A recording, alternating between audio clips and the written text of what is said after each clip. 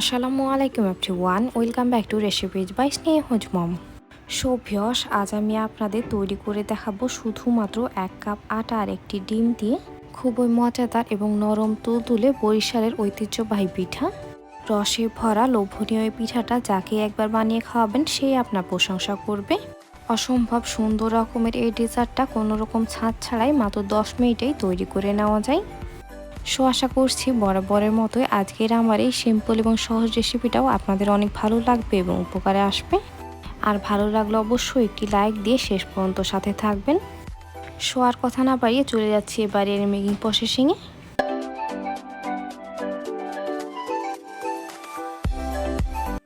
আচ্ছা, তো এখন আমি চুলায় একটি প্যান বসে দিয়েছি আর এখানে এবার আমি দিয়ে দিলাম প্রায় 1 কাপ পরিমাণ পানি। সাথে এবার আমি দিয়ে দিলাম প্রায় হাফ চা চামচ পরিমাণ লবণ।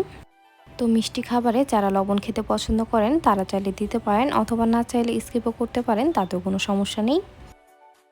তো পানিটা এবার আমি নাড়িয়ে চাড়িয়ে সুন্দরভাবে জাল করে নিচ্ছি।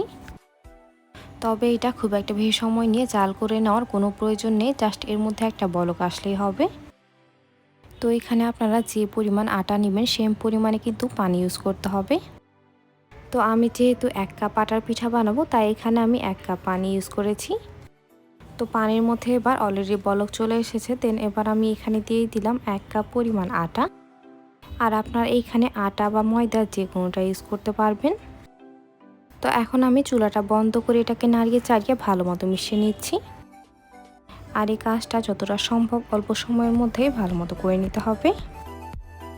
তো এইটাকে এবার আমি নাড়িয়ে চাড়িয়ে ভালো মতো মিশিয়ে নিলাম। দেন এইটা এবার ঢাকনা লাগিয়ে এভাবেই 5 মিনিটের জন্য রেখে দিতে হবে। তাহলে আটাটা একদম সুন্দরভাবে বয়েল হয়ে যাবে। তো এখন আমি এর ফাঁকে পিঠার জন্য শিরা তৈরি করে নেব। এর জন্য এখানে এবার আমি দিয়ে দিলাম প্রায় 1 কাপ পরিমাণ চিনি। আর সাথে এবার আমি দিয়ে দিলাম সেম কাপে মেপে প্রায় 2 কাপ পরিমাণ পানি। আর পানিটা আমি দুইবারে দিয়ে নিলাম আর কি। তো শিরার মধ্যে এবার সুন্দর একটা স্মেল নিয়ে আসার জন্য এখানে এবার আমি দিয়ে দিলাম প্রায় 2 টুকরার মতো দারুচিনি। সাথে 2 টুকরা তেজপাতা এবার আমি এখানে দিয়ে দিলাম। তো শিরাটা এবার নাড়িয়ে চাড়িয়ে সুন্দরভাবে জাল করে নিতে হবে। তবে এটা খুব একটা বেশি সময় নিয়ে জাল করে ঘন বানিয়ে ফেলা যাবে না। আর পিঠার এই শিরাটা একেবারেই পাতলা করেই তৈরি করে নিতে হবে। তো শিরার মধ্যে এবার বলক আসতে শুরু করেছে আর শিরাটা এবার একেবারেই রেডি। তো এখন আমি চুলাটা বন্ধ করে এটাকে ঢাকনা লাগিয়ে একটা সাইডে রেখে দিলাম। তো এখন আমি এখানে নিয়ে নিলাম রুমের স্বাভাবিক তাপমাত্রায় থাকা একটি ডিম। আর ডিমটা যদি ফ্রিজে থাকে তবে অবশ্যই 1 ঘন্টা আগে বের করে রাখতে হবে। আর এইখানে কোনোভাবেই ফ্রিজের ডিম ইউজ করা যাবে না।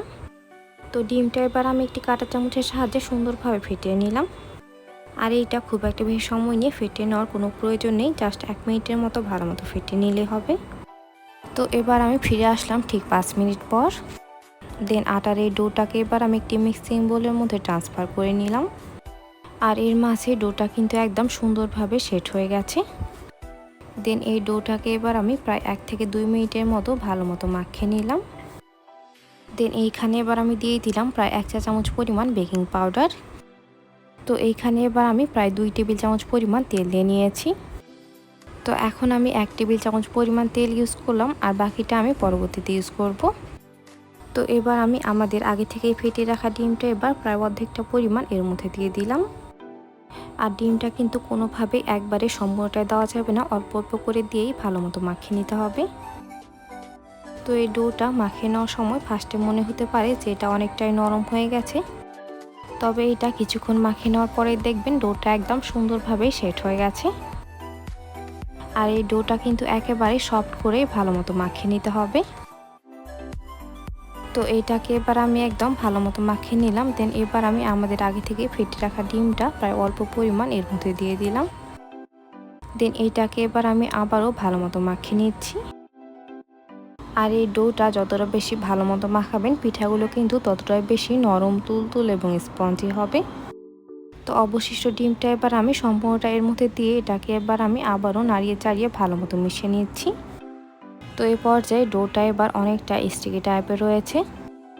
তো এখন আমি আবারও 1 টেবিল চামচ পরিমাণ তেল এর মধ্যে দিয়ে দিলাম। দেন এটাকে এবার আমি আবারও ভালো মতো নাড়িয়ে চাড়িয়ে মাখিয়ে নিলাম। তো এই ডোটা এবার আমার একদম ভালো মতো মাখিয়ে নেওয়া হয়ে গেছে, আর এটা এবার একদম পিঠা বানিয়ে নেওয়ার জন্য একেবারে রেডি। তো এখন এই ডোটা থেকে এবার ছোট ছোট এইরকমভাবে লেচি কেটে নিতে হবে। আর এটাকে এবার আমি 2 হাতের সাহায্যে সুন্দরভাবে ঘুরিয়ে গোল বল বানিয়ে নিলাম। দেন এটাকে এবার 2 হাতের সাহায্যে চ্যাপটা করে গোল পিঠা শেপ দিয়ে নিলাম। আর সেমভাবে আমি কিছু পিঠা পাতা শেপে এবং কিছু পিঠা চারকোনা শেপে তৈরি করে নিচ্ছি। আর এই পিঠাগুলো বানানো এতটাই সহজ যে একবার দেখলে যে কেউ এই পিঠাগুলো তৈরি করে নিতে পারবেন। আর খেতে এতটাই সুস্বাদু হয় যে যাকেই খাওয়াবেন সেই আপনার প্রশংসা করবে। জামাই আদর কিংবা গায়ে হলুদের জন্য বরিশালের ঐতিহ্যবাহী এই রস পাকন পিঠাটা কিন্তু একদমই বেস্ট। তো এখন আমি সবগুলো পিঠায় সুন্দরভাবে শেপ দিয়ে নিয়েছি, আর কিছু পিঠায় আমি ডিজাইনও করে ফেলেছি। তো সম্পূর্ণ পিঠাটাই আমি নাইফ দিয়ে সুন্দরভাবে ডিজাইন করে নিলাম। আর মধ্যে ডিজাইনটা আমি হিজাব বিনের সাহায্যে করে নিলাম। আর এইটা তো অলমোস্ট সবার বাসায় অ্যাভেলেবল। তবে আপনারা চাইলে এই পিঠাগুলো পিঠার ছাঁচে বসেও করে নিতে পারেন, তাতেও কোনো সমস্যা নেই। তো পিঠাগুলো বানিয়ে নেওয়ার সময় অবশ্যই এর উপর সামান্য তেল দিয়ে নিতে হবে, তাহলে ডিজাইনটা করে নিতে ইজি হবে। সো ভিউয়ার্স, আপনারা যারা এতক্ষণ পর্যন্ত আমার ভিডিওটি দেখছেন অথচ আমার চ্যানেলটি সাবস্ক্রাইব করেননি, তারা অবশ্যই আমার চ্যানেলটি সাবস্ক্রাইব করে দিবেন এবং পাশে থাকা বেল আইকনে ক্লিক করে দিবেন আমার পরবর্তী ভিডিও নোটিফিকেশান সবার আগে পেতে। আর অলরেডি যারা সাবস্ক্রাইব করে ফেলেছেন তাদের জানাচ্ছি অসংখ্য ধন্যবাদ। তো আমি সবগুলো পিঠার ডিজাইন আপনাদের একটি একটি করে দেখিয়ে দেওয়ার চেষ্টা করেছি যেন আপনাদের বুঝতে কোনো অসুবিধা না হয়।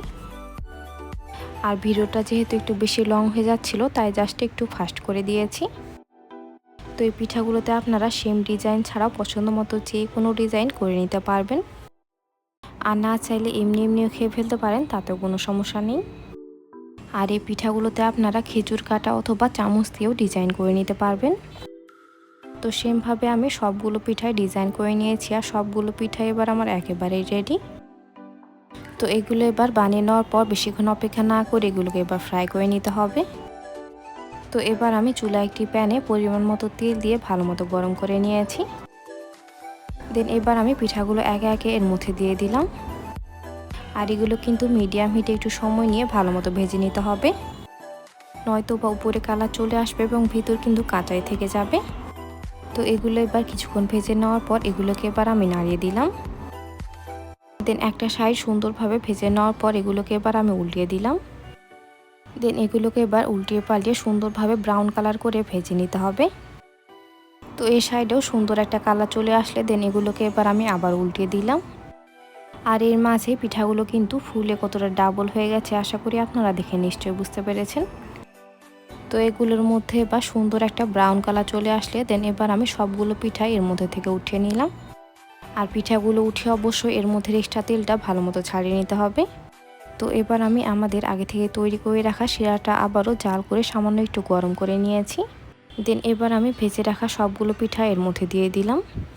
আর পিঠাগুলো দিয়ে নেওয়ার পর এগুলোকে এবার একটি স্পুনের সাহায্যে ভালো মতো নাড়িয়ে দিলাম। দেন এগুলোকে এবার ঢাকনা লাগিয়ে রেখে দিতে হবে প্রায় 2 থেকে 3 ঘন্টার জন্য। তো এবার আমি ফিরে আসলাম ঠিক 2 ঘন্টা পর। আর এর মাঝে পিঠাগুলো কিন্তু একদম রসে ভরা নরম তুলতুলে হয়ে গেছে। তবে আপনারা চাইলে পিঠাগুলো বানিয়ে ওভারনাইট ভিজিয়ে এভাবে রেখে দিতে পারেন, তাহলে আরও বেস্ট একটা রেজাল্ট পাবেন। তো এর মাঝে তৈরি হয়ে গেল অসম্ভব মজাদার বরিশালের বিখ্যাত রস পাকন পিঠা। সো ভিউয়ার্স, রেসিপিটি ভালো লাগলে বাসায় একবার অবশ্যই ট্রাই করবেন। আর রেসিপিটি ভালো লাগলে অবশ্যই ফ্রেন্ডস এবং ফ্যামিলির সাথে শেয়ার করবেন। সো আজকের মতো এখানে বিদায় নিচ্ছি। এতক্ষণ সাথে থাকার জন্য অসংখ্য ধন্যবাদ। আল্লাহ হাফেজ।